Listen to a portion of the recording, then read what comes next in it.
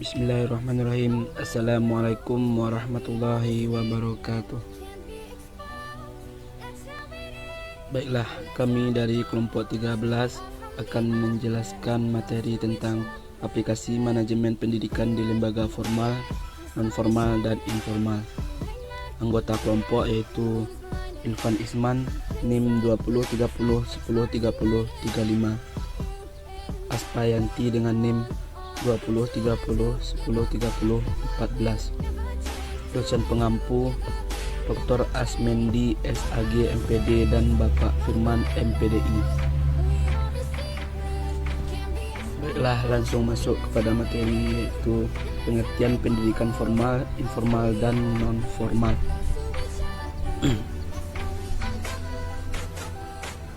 Pasal 14 disebutkan bahwa jenjang pendidikan formal terdiri atas pendidikan dasar, pendidikan menengah, dan pendidikan tinggi.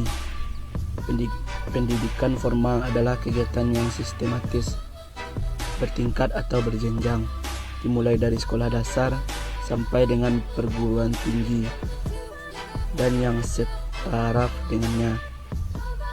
Termasuk ke dalam ialah kegiatan studi yang berorientasi akademi dan umum, program spesialisasi dan latihan profesional yang dilaksanakan dalam waktu yang terus-menerus. Apabila kegiatan yang tersebut pendidikan yang program-programnya bersifat informal, ini diarahkan untuk mencapai tujuan belajar tertentu, maka kegiatan tersebut dikategorikan baik ke dalam pendidikan yang program-programnya bersifat non-formal maupun pendidikan yang program-programnya bersifat formal. Kelebihan dan kekurangan pendidikan formal. Kelebihannya melatih kemampuan akademis dan melatih serta mengasah kemampuan menghafal, menganalisis, memecahkan masalah, logika, dan lainnya. Maka diharapkan seseorang akan memiliki kemampuan akademis yang baik. Yang kedua, saran pengembangan diri dan karakter. Semakin banyak memiliki keahlian dan kreativitas, maka akan semakin baik pula kualitas seseorang dalam pendidikan formal maupun mediator untuk pengembangan daya kreativitas, karena saat menempuh pendidikan disediakan beragam program pengembangan siswa. Kekurangannya yaitu bersifat kaku dan tidak fleksibel terhadap karakter pembelajar, peranan guru yang terkadang sulit membaur dengan sikap murid yang terkadang dibutuhkan pendekatan persuasif dan komunikasi. Yang kedua, formalitas. Anggapan umum ini untuk mengembangkan pandangan masyarakat umum bahwa pendidikan formal masih sekedar formalitas dan tidak berfokus kepada sisi kualitas pembelajaran. Pendidikan non-formal. Pendidikan non-formal ialah setiap kegiatan terorganisasi dan sistematis di luar sistem persekolahan yang dilakukan secara mandiri ataupun merupakan bagian penting dari kegiatan yang lebih luas yang sengaja dilakukan untuk melayani peserta didik tertentu di dalam mencapai tujuan belajarnya. Pendidikan yang program-programnya bersifat non-formal memiliki tujuan dan kegiatan terorganisasi, diselenggarakan di lingkungan masyarakat dan lembaga-lembaga untuk melayani kebutuhan belajar khusus para peserta didik.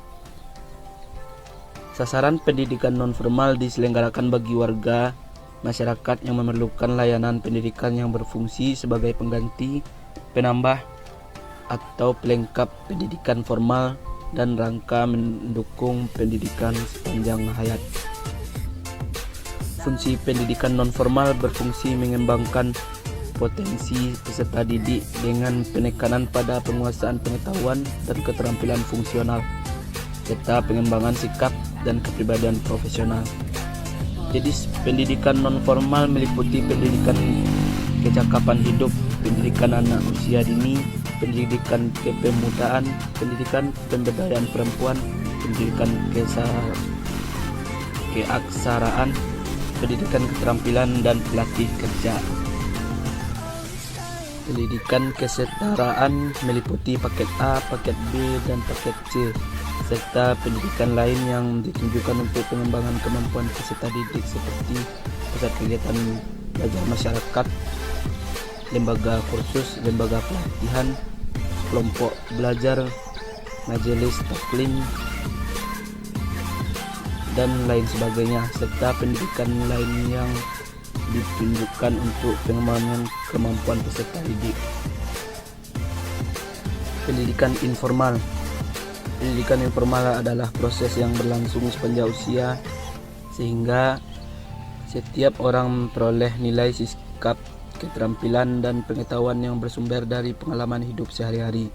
Pengaruh lingkungan termasuk di dalamnya adalah pengaruh kehidupan keluarga, hubungan dengan tetangga, lingkungan pekerjaan dan permainan, pasar, perpustakaan, dan media massa. Pendidikan yang program-programnya bersifat informal tidak diarahkan untuk melayani kebutuhan belajar yang terorganisasi. Kegiatan pendidikan ini lebih umum, berjalan dengan sendirinya, berlangsung terutama dalam lingkungan keluarga, serta melalui media massa, tempat bermain, dan lain sebagainya. Alasan pemerintah menegaskan pendidikan informal adalah pendidikan dimulai dari keluarga.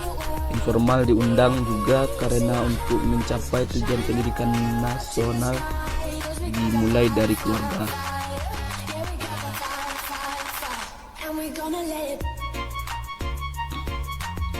Persamaan pendidikan formal, informal, dan non-formal. Yang pertama, sama-sama menekankan pentingnya kemampuan dan kegemaran membaca dan menulis, kecakapan berhitung, serta kemampuan berkomunikasi.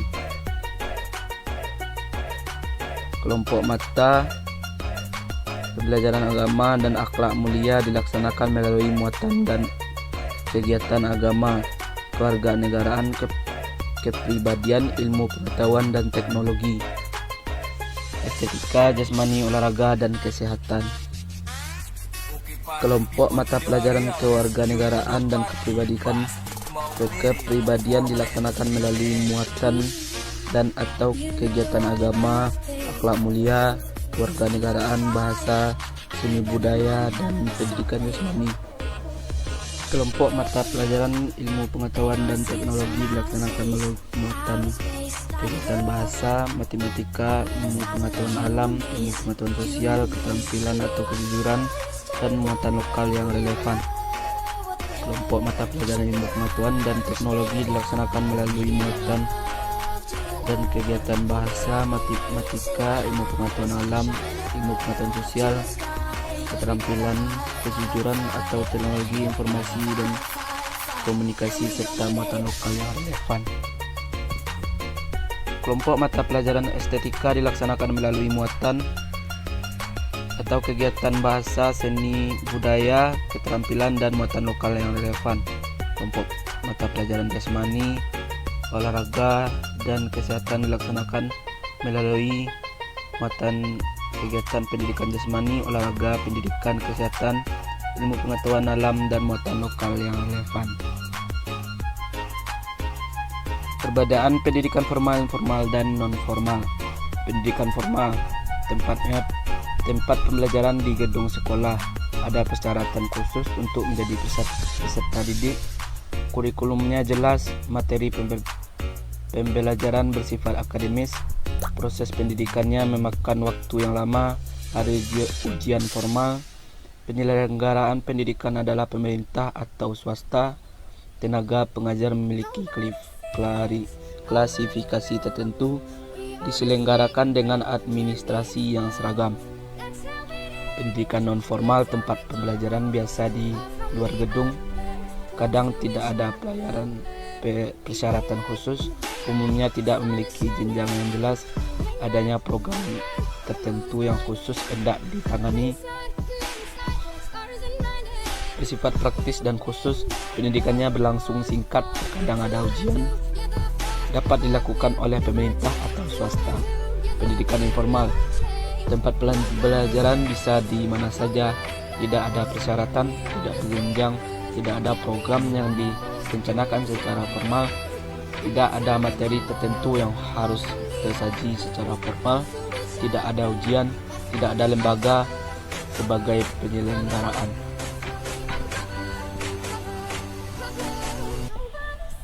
Kesimpulannya yaitu berdasarkan pembahasan di atas dapat disimpulkan bahwa pendidikan formal dan non formal dan informal mempunyai beberapa kesamaan dan perbedaan diantaranya, yaitu kesamaannya yaitu sama-sama meningkatkan pentingnya kemampuan kegemaran membaca dan menulis, kecakapan berhitung serta kemampuan berkomunikasi.